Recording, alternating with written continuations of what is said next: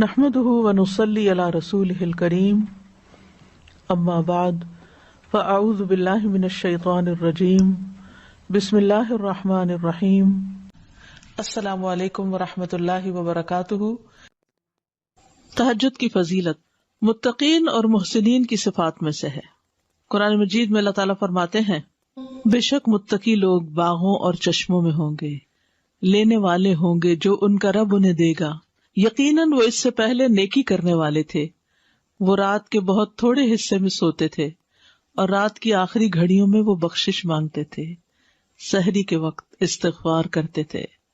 اس آیت کا مقصد یہ ہے کہ وہ راحت اور نفس کے سکون کے اوقات میں عبادت کی مشقت کو برداشت کرتے ہیں، یعنی جب ساری دنیا سوتی ہے، آرام کرتی ہے، تو وہ اپنے آپ کو عبادت میں تھکاتے ہیں اور دن کی مشقتوں سے صرف تھوڑا ہی آرام حاصل کرتے ہیں۔ حسن بصری کہتے ہیں، انہوں نے رات کے قیام کی تکلیف کو برداشت کیا اور وہ قیام کرنے کے لیے رات کو تھوڑا ہی سوتے ہیں، یعنی تھوڑا سا سوتے ہیں پھر کھڑے ہو کر عبادت کرنا شروع کر دیتے ہیں۔ راتوں کو قیام کرنے والوں کی تعریف کی گئی ہے قرآن مجید میں۔ فرمایا، امن هو قانت آناء اللیل ساجدا وقائما یحذر الآخرۃ وَيَرْجُو رَحْمَةَ رَبِّهِ قُلْ هَلْ يَسْتَوِي الَّذِينَ يَعْلَمُونَ وَالَّذِينَ لَا يَعْلَمُونَ إِنَّمَا يَتَذَكَّرُ أُولُو الْأَلْبَابِ۔ کیا یہ بہتر ہے یا وہ شخص جو رات کی گھڑیوں میں سجدہ کرتے ہوئے اور قیام کرتے ہوئے عبادت کرنے والا ہے، آخرت سے ڈرتا ہے اور اپنے رب کی رحمت کی امید رکھتا ہے؟ کہہ دو، کیا برابر ہیں وہ لوگ جو جانتے ہیں اور وہ جو نہیں جانتے؟ نصیحت تو بس عقل والے ہی قبول کرتے ہیں۔ جنت میں جانے والوں کی صفات بھی یہی ہیں، والذین یبیتون لربہم سجدا وقیاما، وہ لوگ جو اپنے رب کے لیے سجدہ کرتے ہوئے اور قیام کرتے ہوئے رات گزارتے ہیں، رات کو عبادت کرتے ہیں، اور جو کہتے ہیں، اے ہمارے رب ہم سے جہنم کا عذاب پھیر دے، بے شک اس کا عذاب ہمیشہ چمٹ جانے والا ہے۔ رات کو تہجد پڑھنے اور اس میں دعا کرنے والوں کی جزا کیا ہے؟ سورۃ الفرقان میں آتا ہے، اولئک یجزون الغرفۃ بما صبروا ویلقون فیہا تحیۃ وسلاما خالدین فیہا حسنت مستقرا ومقاما۔ ان لوگوں کو جزا میں بالا خانہ دیا جائے گا، اس لیے کہ انہوں نے صبر کیا، اور اس میں ان کا استقبال زندگی کی دعا اور سلام کے ساتھ کیا جائے گا، ہمیشہ اس میں رہنے والے، اور وہ ٹھہرنے اور رہنے کی اچھی جگہ ہے۔ فرض کے بعد سب سے افضل نماز صلاۃ اللیل ہے۔ فرض نماز کے بعد سب سے افضل فائدے والی نماز رات کی نماز ہے۔ صحیح مسلم کی روایت سے یہ بات پتہ چلتی ہے۔ معاذ بن جبل کہتے ہیں، سنن ترمذی کی روایت میں، کہ میں ایک سفر میں نبی صلی اللہ علیہ وسلم کے ساتھ تھا۔ ایک دن صبح کے وقت میں آپ سے قریب ہوا اور ہم سب چل رہے تھے، تو میں نے کہا، اللہ کے رسول، آپ مجھے کوئی ایسا عمل بتائیے جو مجھے جنت میں لے جائے اور مجھے آگ سے دور رکھے۔ ہم سب کی یہی تڑپ ہوتے ہیں، یا اللہ کوئی کام پتہ چلے کہ جس سے کر کے ہم تیری جنت کو پا سکے، وہاں تک پہنچ سکے اور آگ سے بچ جائیں۔ آپ نے فرمایا، تم نے ایک بہت بڑی بات پوچھی ہے، اور بے شک یہ عمل اس شخص کے لیے آسان ہے جس کے لیے اللہ آسان کر دے۔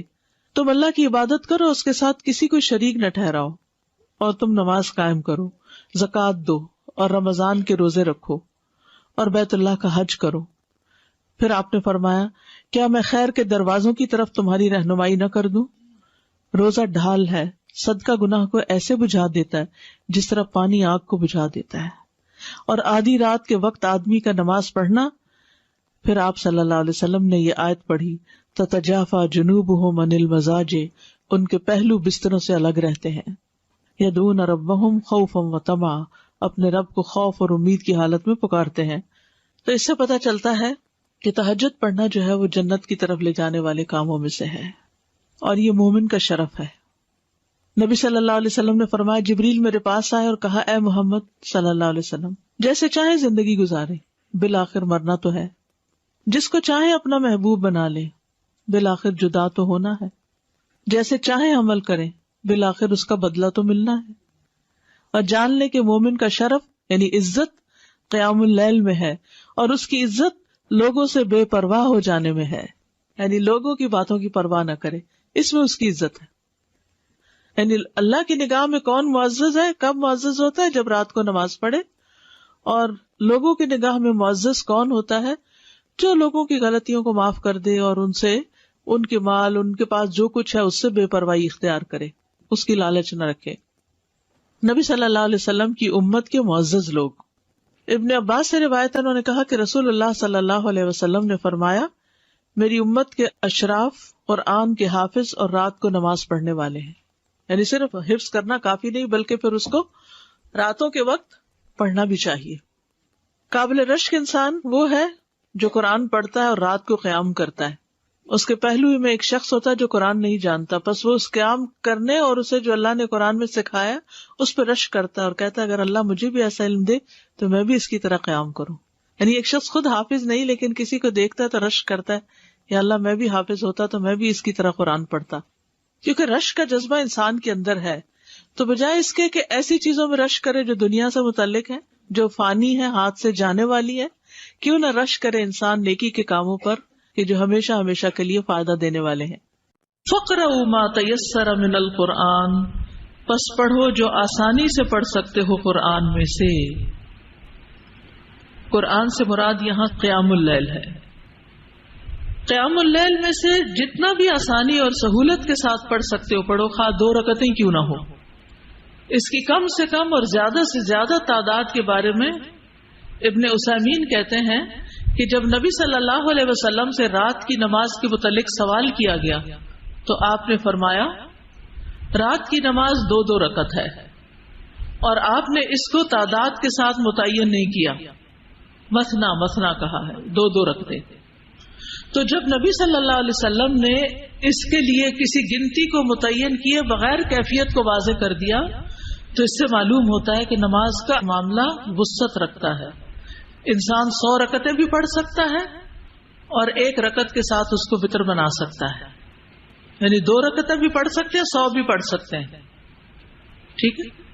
ابن باز کہتے ہیں کہ بہرحال یہ بات انسان کی طاقت کی طرف لوٹتی ہے.